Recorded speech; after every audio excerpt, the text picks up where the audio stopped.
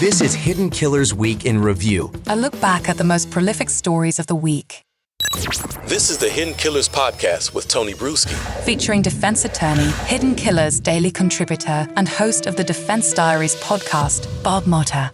The case, the murder of Madeline Soto, something we've been watching now for almost half a year. It's kind of crazy how long it feels like this has been going on thus far, but it is. And we've learned a lot in the last half year. Stefan Stearns, of course, being charged with first-degree murder and faces the death penalty. But Mom, she is still free. Jennifer Soto, still a free woman. Questions about that, and including questions from, Stefan Stearns' mom, who had a very interesting jailhouse letter that we're going to go through here in just a moment. Bob Motta, defense attorney, host of the podcast Defense Diaries. How big of a thorn is it in your field when you have the people, the loved ones that are writing letters like this and that he's writing letters back?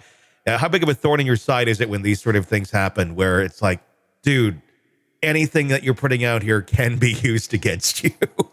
It's idiotic, yeah. Because the first thing that we tell anybody that is being held without bail in a facility is they read all your letters, they're recording all of your phone calls and everything that you text through the tablet. There's a record of all of it. Mm-hmm. Do not say anything pertaining to your case to anyone in any respect. Talk about anything else. And we tell them on repeat.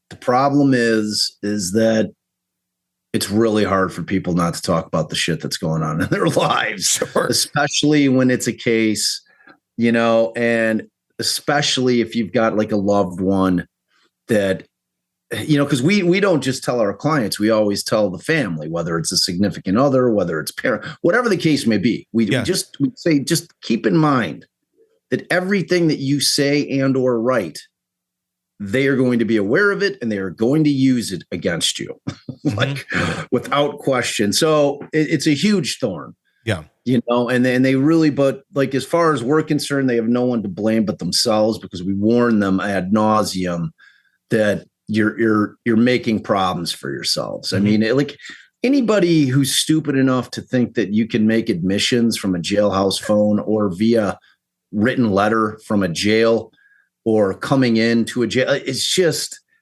I can't help you. Yeah. You know what I mean? It's like, you don't have to be a lawyer to understand that they're going to be sifting through everything. The investigation pretrial includes you being incarcerated, wherein they will plant, cops or undercovers in jail in order to try to get those confessions.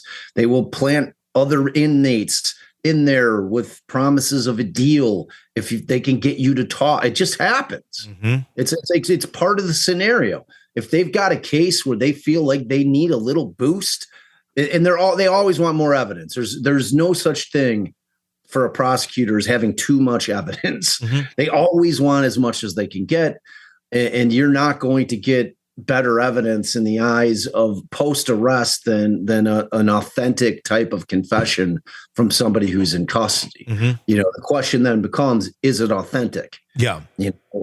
So that's what you just have to wait. So yeah, man, it's a real thorn. And there's not much you can do about it. No. You can't really talk it back. It's kind of like the Corey Richards walk the dog letter. Yes.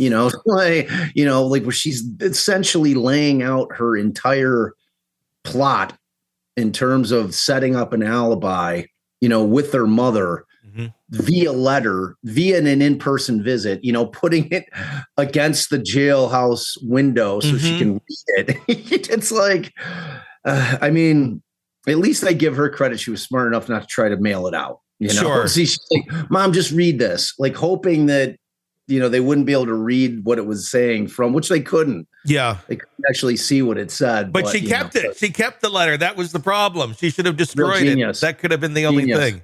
But in this case, we're talking about a letter that came in from Stefan Stearns' mother, who seems to strangely have knowledge, at least she's alleging in this letter, of some of the things that may have been going on in that house, which I think now almost implicates her in some way, shape, or form into this, and certainly needs to be investigated. This is an excerpt from that very letter from mom saying, I keep thinking about how you would not ever rat a friend out. It really made me mad, and I felt like you valued them over us when you let them get away with stuff. Them, I found interesting.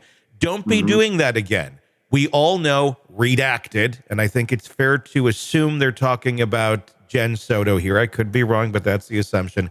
Was heavily involved in this, and I'm disgusted that she is free and you are not, when this is not all your fault. It's disgusting that anyone's talking to anyone who is being accused, and there's just clear evidence of raping children on camera, and it's like, not all your fault, honey, you know? Just mostly. Just kind of some, you know, you had a part in it, but, you know, mom loves you, which is literally how it ends. Loves, hugs, and prayers now and every night, mom. But, yeah, just, you know, good thing mom's there. But this is weird. I mean, when you see something like this, is this something where you would look at and go, what the hell does mom know? Or is there more to the story? Do other people have knowledge of what the hell's going on here? I mean, if you're law enforcement and the prosecutor, you're obviously digging in. Yeah. Right? I mean, you can't read that letter and walk away from it not wanting or needing to ask questions and get her in. Now, if she's smart, she's going to lawyer up. You know, I mean, that's because it's a pretty damning letter. Yeah. At the very least, it shows knowledge. Mm-hmm. You know, if it doesn't necessarily show action or, you know, that she had a hand per se in it, it certainly shows that she knew.